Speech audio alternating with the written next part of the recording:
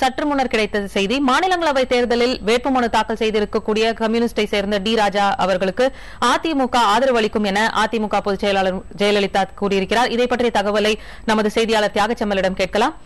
செம்மல், இப்ப இன்னைக்கு முக்கியத்துவம் இது பெற்றிருக்கு. ஏன்னு கேட்டா, அதாவது அதிமுகல ஏற்கனவே 5 பேர் வேட்புமனு தாக்கல் செஞ்சிருக்கிற நிலையில இப்ப திடீர்னு டி ராஜாவுக்கு ஆதரவு அளிக்கிறதுக்கான காரணம் என்ன? ராஜி, மாநிலங்களவை தேர்தலில் தமிழக களத்தில் ஒரு முக்கியமான திருப்பம் ஏற்பட்டிருக்கிறது.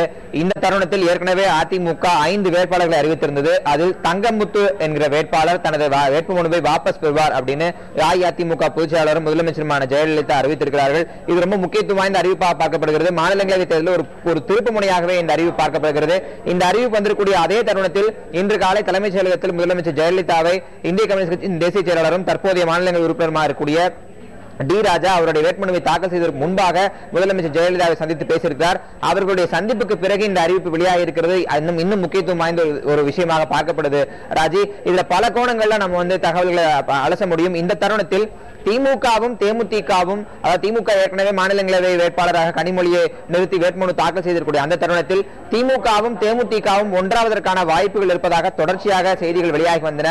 தற்போது அதிமுக இந்த 5வது வேட்பாளரை வாபஸ் பெற்றிருப்பதன் மூலம் இந்திய கம்யூனிஸ்ட் கட்சியின் தேசிய செயலாளர் டி ராஜாவிற்கு வழி கிடைத்திருக்கிறது. இதன் மூலமாக இனி திமுகவும் தேமுதிகவும் ஒன்றாக வேண்டிய அவசியம் இருக்காது அப்படின்னு அரசியல் வட்டாரங்களில் பேசப்படுது. அந்த 2 கட்சிகளும் ஒன்றிணைவதை தடுக்கக்கூடிய ஒரு அரசியல் யுக்தியாக இது பார்க்கப்படுவதாகவும் அரசியல் வட்டாரங்களில் பேசப்படுது.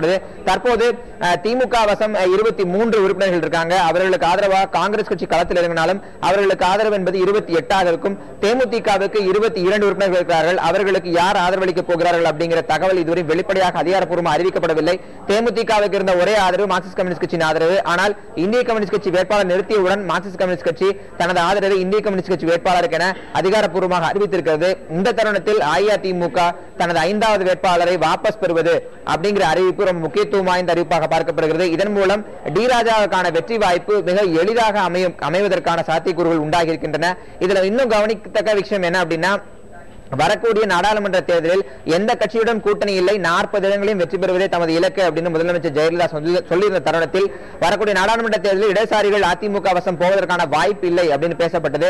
தற்போது இது போன்ற ஒரு முடிவை அஇஅதிமுக பொதுச் செயலாளரும் முதலமைச்சருமான ஜெயலலிதா எடுத்திருப்பது வரும் நாடாளுமன்ற தேர்தலில் இடதுசாரிகளை ஏதாவது ஒரு கணக்கீட்டின் அடிப்படையில் அதிமுக கூட்டணிக்குள் இழுப்பதற்கோ இல்ல அந்த அதிமுக கூட்டணியில் தக்க வைத்துக் கொள்வதற்கு ஒரு வாய்ப்பு அமையும் என்று எதிர்பார்க்கப்படுகிறது.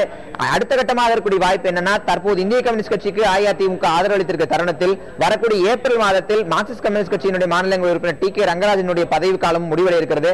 அந்த தருணத்தில் அவருக்கும் அஇஅதிமுக ஆதரவளிப்பதற்கான வாய்ப்புகள் இருப்பது, சாத்தியக்கூறுகள் இருக்குது அப்படின்னு சொல்லப்படுது. அப்ப இன்றைக்கு வந்திருக்கக்கூடிய இந்த முடிவு பல கோணங்களில் அலசப்பட வேண்டிய ஒரு முடிவா இருக்கு. பல புதிய திருப்பங்களை ஏற்படுத்தக்கூடிய ஒரு முடிவாகவும் இருக்கு. ராஜி, செம்மல், நிச்சயமா இப்ப மாநிலங்களவை தேர்தலை பற்றி இத்தனை விரிவாக பேசுவதற்கான காரணமாக கூட இது பார்க்கப்படுது. இப்ப இந்த நிலையில இப்ப திமுகவாகட்டும் இல்ல தேமுதிகவாகட்டும் இவர்களுடைய நிலைப்பாடு இனி எப்படி இருக்கும்? ராஜி, இப்போ நம்ம அந்த மீண்டும் அந்த தேர்தல் கணக்கு உள்ளுக்குள்ள போய் இதற்கான பதிலை பதிவு செய்யலாம். அதாவது அஇஅதிமுக 4 வேட்பாளர்களை வெற்றி பெற செய்வதற்கான சாத்தியக்கூறுகள் ரொம்ப பலமாகவே அஇஅதிமுக இருந்தது. அதாவது 136 எம்எல்ஏக்களின் ஆதரவு இருந்தால் 4 உறுப்பினர்களின் வெற்றி நிச்சயம். அஇஅதிமுக வசம் 151 உறுப்பினர்கள் இருக்கிறாங்க. அதோட தேமுதிகவுடைய அதிருப்தி எம்எல்ஏக்கள் 7 பேரும், மனிதநேய மக்கள் கட்சி எம்எல்ஏ 2, ஃபார்வர்ட் பிளாக் கட்சியினுடைய 1 எம்எல்ஏ சேர்த்து மொத்தம் 161 எம்எல்ஏக்களுடைய ஆதரவு ரொம்ப வெளிப்படையாக அதிகாரப்பூர்வமாக தற்போது அஇஅதிமுக வசம் இருந்து வருகிறது. தற்போது 4 வேட்பாளர்கள் நிறுத்தும் போது அவர்களுக்கு 136 வாக்குகள் மட்டுமே போதுமானது வெற்றி பெறுவதற்கு. இருக்கக்கூடிய உபரி வாக்குகளை இந்திய கம்யூனிஸ்ட் கட்சிக்கான ஆதரவான வாக்குகளாக மாற்றும் போது இடதுசாரிகள் மத்தியில் ஏற்கனவே 18 வாக்குகள் இருக்கு. தேமுதிக அதிருப்தி ஒரு 7, மனிதநேய கட்சி 2, 9, இந்த 10 சேர்த்தும் போது 28 எம்எல்ஏக்களுடைய ஆதரவு இந்திய கம்யூனிஸ்ட் கட்சி கிடைக்கும். பிரிஃபரன்ஷியல் ஓட் அப்படிங்கிற அடிப்படையில் இரண்டாவது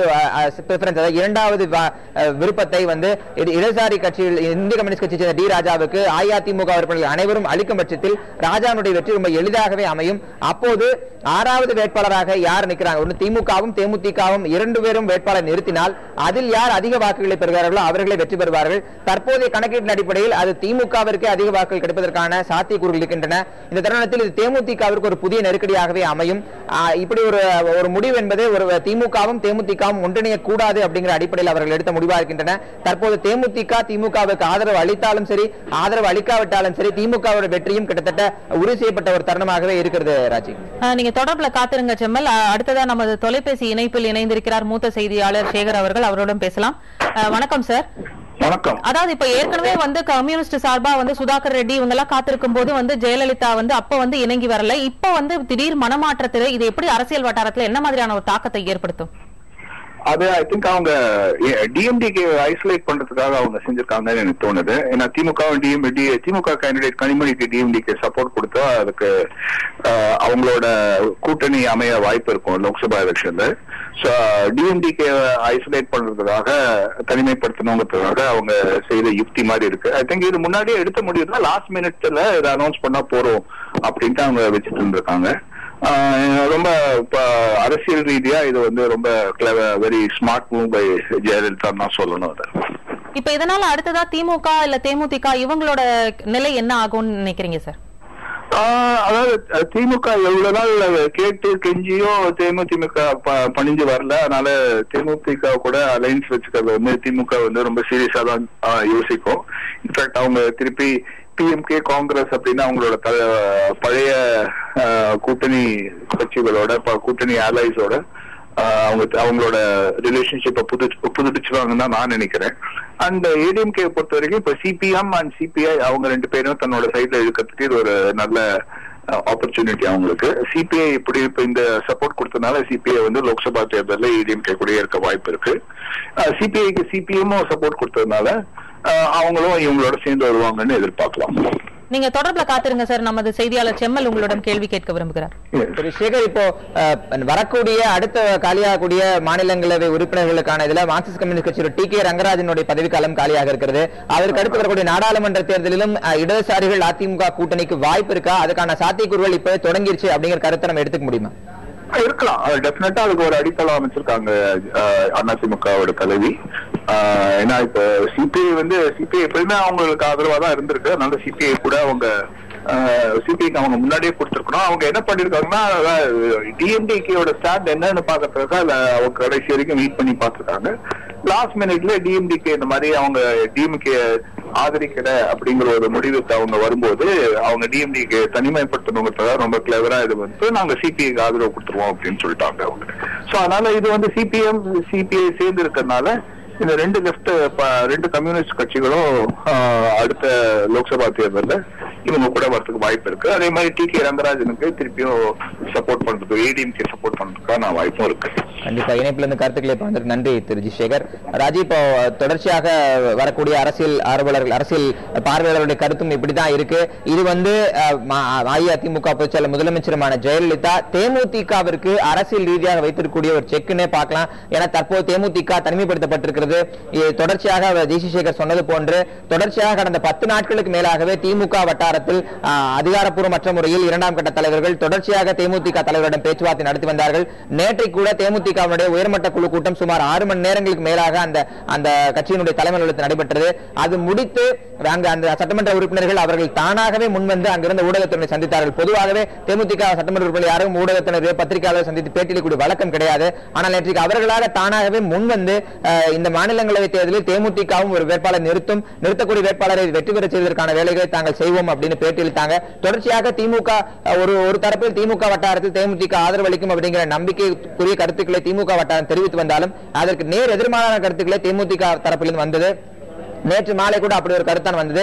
தற்போது இருக்கும் நிலவரம் தேமுதிகவை சார்ந்த தேமுதிகவின் பொருளாளர் இளங்கோவன் இந்த மாநிலங்களவை தேர்தலில் வேட்புமனு தாக்கல் செய்வதற்கான வாய்ப்புகள் அதிகம் இருப்பதாக சொல்லப்படுது. தற்போது தேமுதிக சட்டமன்ற உறுப்பினர்கள் ஒரு குழுவாக இணைந்து அந்த கட்சி தலைமை அலுவலகத்திலிருந்து தலைமைச் செயலகம் நோக்கி சென்று கொண்டிருக்கிறார்கள். இன்னும் சில அடுத்த ஒரு 1 மணி நேரத்திற்குள்ள அவர்களும் வேட்புமனு தாக்கல் செய்வதற்கான வாய்ப்பு இருக்கு.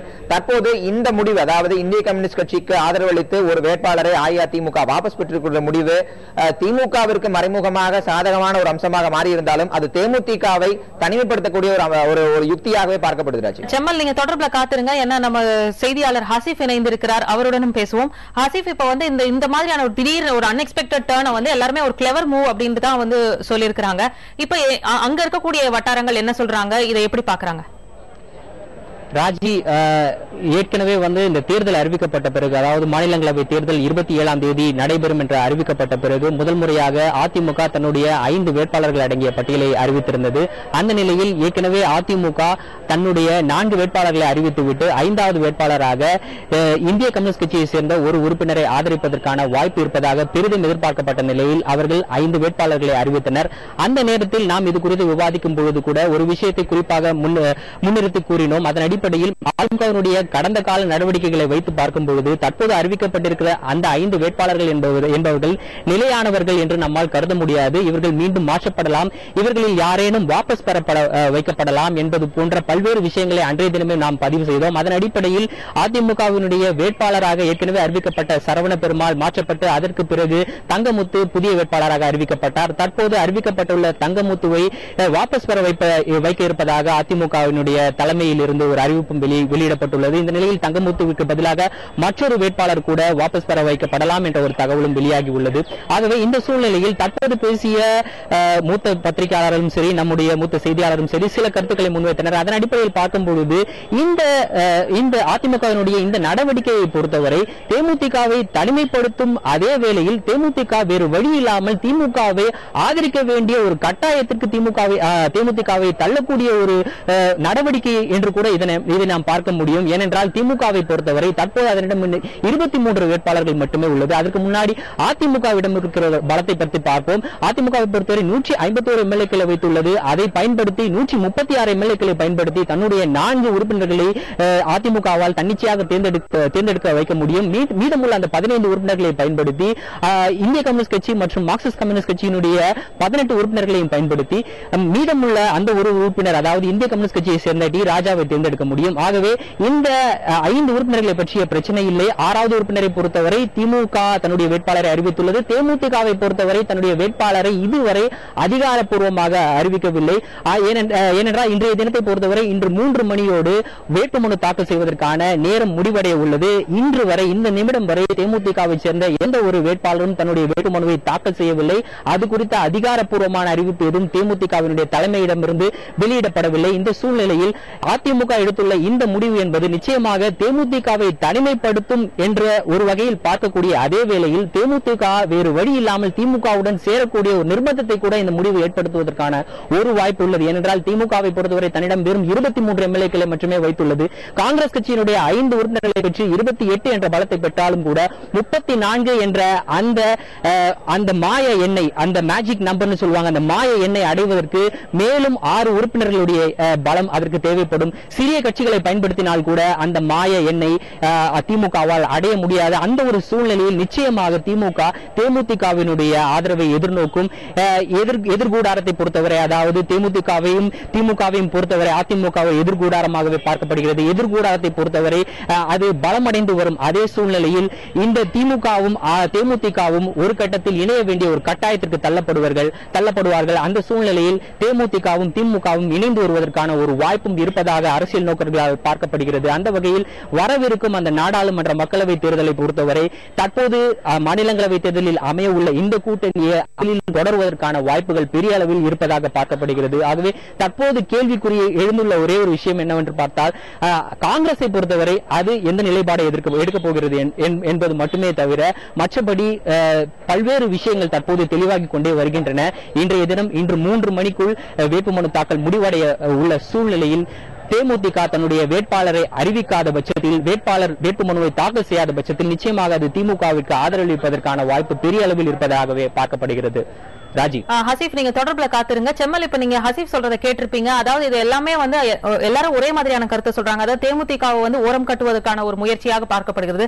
இதனால் விளைவு போவது என்ன செம்மல்? அதாவது இப்ப அவங்க திமுகவுடன் அவங்க ஆதரவு தெரிவிச்சா என்ன நிகழப் போகிறது?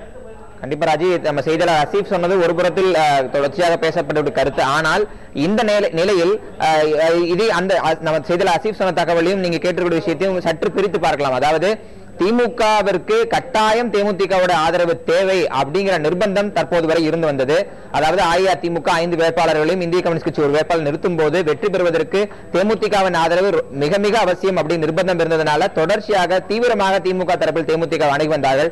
ஆனால் தற்போது தேமுதிகவினுடைய ஆதரவு இல்லாமலேயே திமுக வேட்பாளர் வெற்றி பெறுவதற்கான சாத்தியக்கூறுகள் ஏற்பட்டிருக்கின்றன. மீண்டும் அந்த கணக்குகளை நம்ம பார்க்கலாம். அதாவது அஇஅதிமுகவுடைய 4 வேட்பாளர் வெற்றி பெறுவதற்கு 136 உறுப்பினர்களுடைய ஆதரவு போதும். மீதி இருக்கக்கூடிய உறுப்பினர்கள் அதிமுக வசமே 15 உறுப்பினர்கள் இருக்கிறாங்க. அதோட 7 உறுப்பினர்கள் அதிருப்தி எம்எல்ஏக்களாக செயல்படக்கூடிய தேமுதிகவை சேர்ந்த 7 உறுப்பினர்கள் இருக்காங்க. அப்ப 15 7 22. புதிய தமிழக கட்சி அதாவது மனிதநேய மக்கள் கட்சியை சேர்ந்தவர் 2 பேர், அவருடைய சேர்ந்து 24. ஃபார்வர்ட் பிளாக் கட்சியோட 25 வாக்குகள் இருக்கு. எஞ்சிருக்கூடிய புதிய தமிழகம் கட்சிகளுடைய வாக்கு 2 வாக்கு இருக்கு. இப்படி அவர்களுடைய ஆதரவு இல்லாமலே இதெல்லாம் கூட்டி கிட்டத்தட்ட 22 பேரோட வாக்குகளை கூட்டி இதனோடு இடதுசாரி கட்சிகளுடைய அந்த 18 உறுப்பினர்களையும் கூட்டும் போது கிட்டத்தட்ட 40 வாக்குகள் பக்கம் இந்திய கம்யூனிஸ்ட் கட்சியினுடைய தேசிய செயலாளர் டி ராஜா கிடைக்கும். அப்ப அவருடைய வெற்றி ரொம்ப எளிதாக போகிறது. அப்ப மீதம் இருக்கக்கூடிய வாக்குகள் அப்படின்னு பார்த்தா திமுக இருக்கக்கூடிய 23 உறுப்பினர்களும் காங்கிரஸ் கட்சி 5 உறுப்பினர்கள் அவர்களுக்கு ஆதரவு அளித்தாலும் சரி, அல்லது பாமகவோ புதிய தமிழகம் கட்சியோ இதுல யாராவது ஒருவர் திமுகவிற்கு ஆதரவு அளித்தாலும் சரி இவருடைய வெற்றி ரொம்ப எளிதாக அமையும். ஆனால் தேமுதிக நிலைமை என்பது அப்படி கிடையாது. தேமுதிகவிற்கு வெளிப்படையான ஆதரவு அளிப்ப இதுவரை காங்கிரஸ் கட்சியோ இல்ல புதிய தமிழகம் கட்சியோ எந்த கட்சி பாமகவோ வெளிப்படையான ஆதரவு அறிவிக்கவில்லை. பாமக தேமுதிகவை ஆதரிப்பதற்கான அரசியல் ரீதியான சாத்தியக்கூறுகள் எதுவுமே கிடையாது. அந்த தருணத்தில் இதுவரை தேமுதிகவை நம்ப வேண்டும் அப்படிங்கிற அந்த நெருக்கடியிலிருந்து திமுக சற்று விலகி இருக்கிற காரணத்தினால் தேமுதிக மீண்டும் தனிமைப்படுத்தப்படுவதற்கான வாய்ப்புகள் அதிகம் இருப்பதாக சொல்லப்படுகிறது. ஹசீஃப், இப்ப நீங்க ஏற்கனவே சொல்லியிருந்தீங்க, இப்ப தங்கமுத்துவோட இணைந்து இன்னொருவரும் தனது வேட்புமனுவை வந்து வித்ட்ரா பண்றதுக்கான வாய்ப்பு இருக்கு அப்படின்ற மாதிரி ஒரு விஷயத்த சொன்னீங்க. அதன் விவரங்கள் என்ன, எதற்காக அது நிகழப்போகிறது? ராஜி, நான் குறிப்பிட்ட விஷயத்தை பொறுத்தவரை தங்கமுத்துவோ அல்லது அவருக்கு பதிலாக வேறு ஒருவரோ திரும்ப பெறுவது தன்னுடைய வேட்புமனுவை திரும்ப பெறுவதற்கான வாய்ப்பு இருப்பதாக கூறப்படுகிறது. தற்போது செம்மல் குறிப்பிட்டதை போலவே நிச்சயமாக திமுகவை பொறுத்தவரை தன்னுடைய அந்த 6வது உறுப்பினரை தேர்ந்தெடுப்பதற்கான தன்னுடைய வேட்பாளரை மாநிலங்களவை உறுப்பினராக தேர்ந்தெடுப்பதற்கான அந்த வாக்கு எண்ணிக்கையை அடைவது எளிதாக ஒரு சூழலில் மாறி வரும். அதே நேரத்தில் தேமுதிகவை பொறுத்தவரை தனிமைப்படுத்தப்பட்டு வரும் அந்த சூழலை கருத்தில் கொண்டு இந்த சூழலில் அது செயல்பட அதாவது திறம்பட செயல்படும் பட்சத்தில் நிச்சயமாக திமுகவுக்கு அது ஆதரவு கொடுக்கக்கூடிய ஒரு வாய்ப்பும் உள்ளது. அவ்வாறு தேமுதிக தானாக முன்வந்து திமுக வேட்பாளருக்கு ஆதரவு தெரிவிக்க வரும் பட்சத்தில் நிச்சயமாக திமுக அதை மறுக்கக்கூடிய வாய்ப்பு கிடையாது. ஏனென்றால் திமுகவை பொறுத்தவரை தன்னுடைய அந்த 34 நான் ஏற்கனவே கூறியபடி அந்த 34 என்ற எண்ணிக்கையை முழுமையாக அடைந்து விட்டது என்று யாராலும் நிச்சயமாக கூற முடியாது.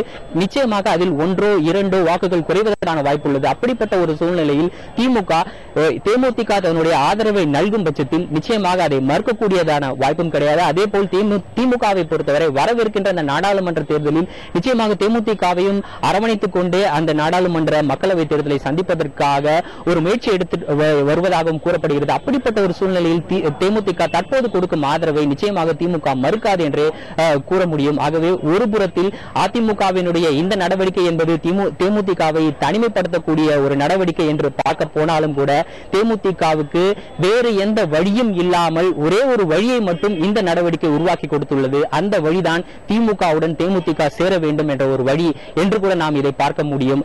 ஆகவே அதிமுகவினுடைய இந்த நடவடிக்கை என்பது எதிர்த்தரப்பை பலப்படுத்தக்கூடிய ஒரு நடவடிக்கையாக கூட அமைந்து விட்டதோ என்று பார்க்கவும் தோன்றுகிறது. நீங்க தொடர்புல காத்துருங்க ஹசீஃப். செம்மல், இப்ப வந்து நம்ம தொடர்ந்து ஒரு விஷயத்தை பத்தி பேசிட்டு இருக்கோம். அதாவது இப்ப வந்து திமுக வந்து தேமுதிகவை நெருங்கி வர்றதாகட்டும் இல்ல பாமகவிடம் ஆதரவு கோருவதாகட்டும் இது கடந்த சில நாட்களாகவே பத்திரிகைகளில் எழுதப்படுகிற ஒரு விஷயமாக இருக்கிறது. இப்ப சமீபத்தின் நடவடிக்கைகளின் அடிப்படையில அந்த மாதிரியான விஷயம் வந்து தெளிவா தெரியுது அப்படின்னு சொல்லப்பட்டுச்சு. இப்ப இதனால வந்து வரவிருக்கும் நாடாளுமன்ற தேர்தலில் இது என்ன மாதிரியான ஒரு பிரதிபலிப்பை ஏற்படுத்தும்? ராஜி, இந்த ரொம்ப முக்கியமான கேள்வி. இந்த கேள்விக்கு பதில் சொல்வதற்கு முன்பாக நம்ம செய்தியில ஹசீஃப் சொன்ன தகவலோட கூடுதலான சில தகவலையும் பதிவு செய்ய விரும்புகிற ராஜி. அது எப்படின்னா, அதாவது இப்ப தற்போது களத்தில் இருக்கக்கூடிய வேட்பாளர்கள் எண்ணிக்கை, அதாவது தங்கமுத்து வாபஸ் பெற்று விட்டார் அப்படின்னு நம்ம இந்த தருணத்தில் எடுத்து இந்த பதில பதிவு செய்யலாம். அப்படி ஒரு நிலையில் அதிமுக வசம் 4 வேட்பாளர்கள், இந்திய கம்யூனிஸ்ட் கட்சி 1 வேட்பாளர், 5வது வேட்பாளர், திமுகவை சார்ந்த கனிமொழி என 6 வேட்பாளர் இருப்பார்கள்.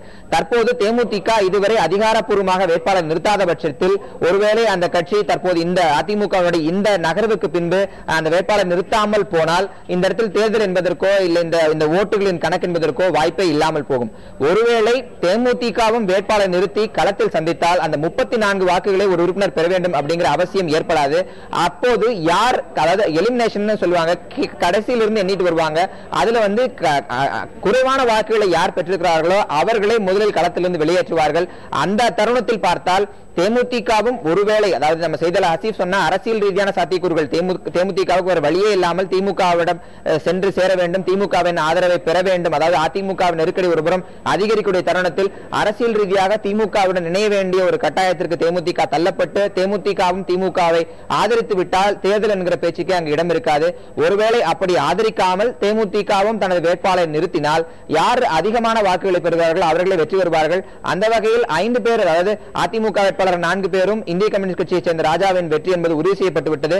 அடுத்ததாக இருக்கக்கூடியதில் யார் அதிக வாக்குகளை பெறுகிறார்களோ அவர்களது வெற்றியை அவரே வெற்றி பெறுவார் என அறிவிக்கப்படும். அந்த வகையில் திமுகவிற்கே அதிக வாய்ப்புகள் இருப்பதாக சொல்லப்படுது. ராஜி, நிச்சயமா செம்மல், அதாவது மாநிலங்களவை தேர்தலில் நடக்கக்கூடிய திடீர் திருப்பங்களை பற்றிய நிறைய தகவல்களை நீங்களும் ஹசீஃபும் தந்தீங்க. உங்க இருவருக்கும் நன்றி.